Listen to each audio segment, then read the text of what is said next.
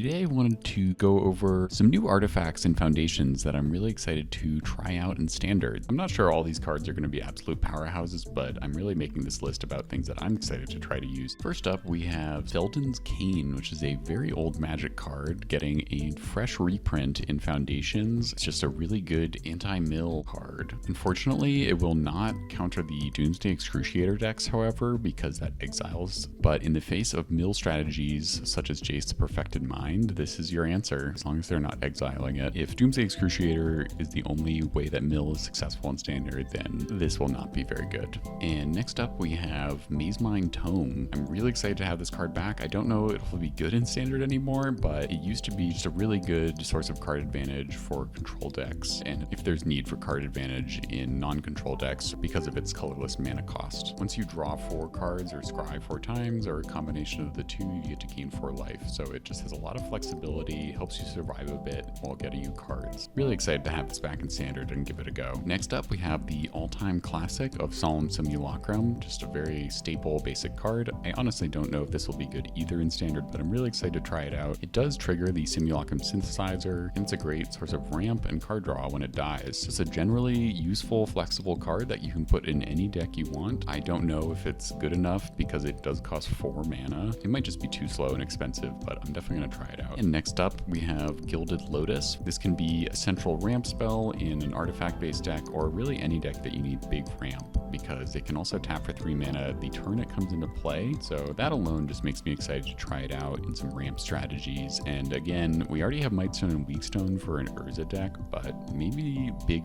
artifact ramp will become more of a thing, and this will slot nicely into that. And lastly, we have an old friend of mine, Darksteel Colossus. I loved this card when it came out when I was much younger in the Mirrodin block. I still have 3 copies of it from my childhood. Don't know if it'll be very good because Sunfall is a card that exiles things, but indestructibility without getting exiled can be quite strong. If it gets milled, it gets shuffled back into our deck. It might be underpowered for Standard, but I'm really excited to try to ramp into it. I kind of love that they kept the old art too. Let me know what cards you're excited for in Foundations. This is just covering a few artifacts. Thanks for stopping by, and I'll see you in the next one.